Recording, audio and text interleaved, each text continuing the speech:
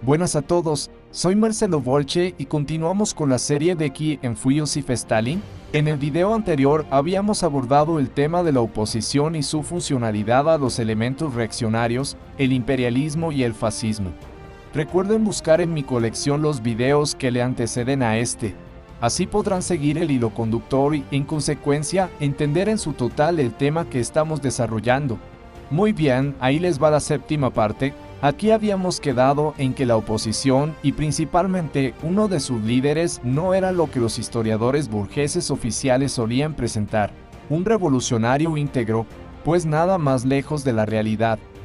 Hablamos de Trotsky y su despiadada oposición, la importancia que pudo haber tenido Trotsky y la contribución que hizo en las semanas de octubre se vuelven insignificantes, ante el hecho de que cada vez con más intensidad entró en contradicción con el poder soviético y, desde luego, con el liderazgo de Stalin. La ola revolucionaria había disminuido y el poder soviético se enfrentaba con problemas inmensos para establecer los fundamentos y construir el socialismo por vez primera en la historia, Udelo. Contrario capitular ante el imperialismo y la reacción blanca rusa, Trotsky había perdido fuerza dentro del partido.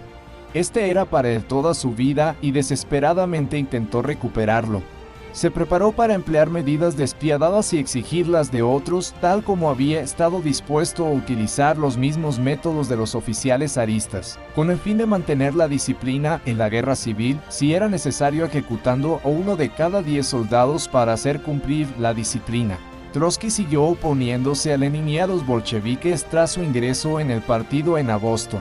Trajo consigo a muchos elementos anticomunistas que entraron a formar parte de la oposición. Sin embargo, durante la Revolución de Octubre era importante la unión de tantas personas como fuera posible, y Trotsky era visto como un agitador habilidoso. Su entrada en el partido tuvo lugar con una espectacularidad tal que satisfizo su personalidad y sus ansias de grandeza. Lenin observó sardónicamente que era como llegar a un acuerdo con una gran potencia. Después de su fracaso en Brest-Litovsk, fue relevado del cargo de comisario de Asuntos Exteriores y se le concedió el de comisario de guerra. Contaba con poderes de mando muy elevados sobre los comandantes bolcheviques, quienes obligaron al Comité Central a intervenir para evitar que Trotsky fusilara a todos los que consideraba que rompían la disciplina militar. A menudo el comisario de guerra Trotsky es elogiado por su capacidad de liderazgo durante la guerra civil. Sin embargo, en el verano de 1919, Trotsky afirmó que Kolchak ya no era una amenaza en el este y propuso utilizar todas las fuerzas del Ejército Rojo en la campaña contra Denikin en el sur. Stalin advirtió que esto daría a Kolchak un gran respiro, así como la oportunidad de reorganizarse y equiparse para una nueva ofensiva. El Comité Central rechazó el plan de Trotsky y este no tomó parte alguna en la campaña del Este, que condujo a la derrota de Kolchak. Lo mismo ocurrió con su plan de dirigir una campaña contra Denikin a través de las estepas del Don, una región casi sin caminos e infestada de bandas de cosacos contrarrevolucionarios. Stalin rechazó el plan de Trotsky y propuso avanzar a través de la cuenca del Donetsk, con su densa red de ferrocarriles, buenas provisiones de carbón y una población de clase obrera que simpatizaba con la causa bolchevique. El plan de Stalin fue aceptado por el Comité Central. Trotsky fue retirado del Frente Sur y se le ordenó no interferir con las operaciones que condujeron a la derrota de Denikin. En 1921, en el 10 Congreso, el Comité Central, encabezado por Lenin, proscribió todas las facciones dentro del partido por poner en peligro el liderazgo revolucionario. Lenin esperaba que todos los miembros del partido apoyaran las decisiones de la mayoría sobre la pena de expulsión.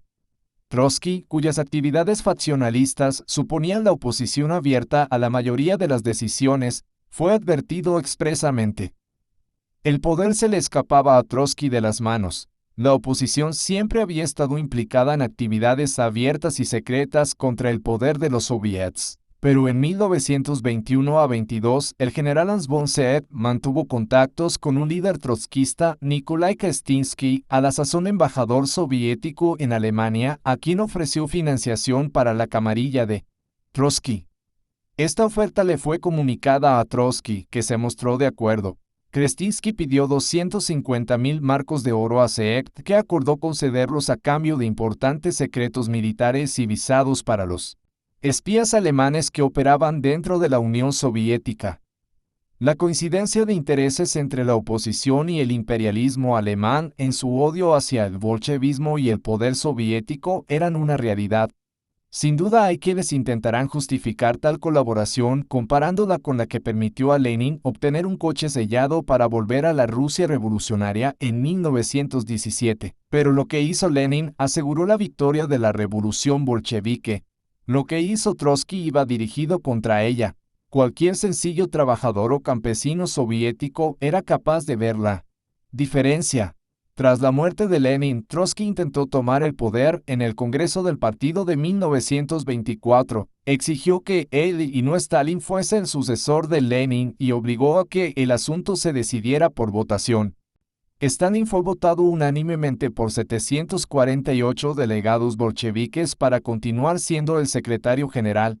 Incluso Bukharin, Zinoviev y Kamenev se sintieron obligados a votar con la mayoría.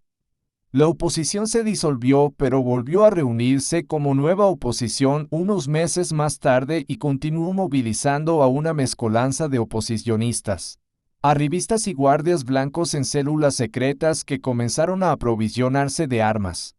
Bueno, mis amigos, haré un alto aquí.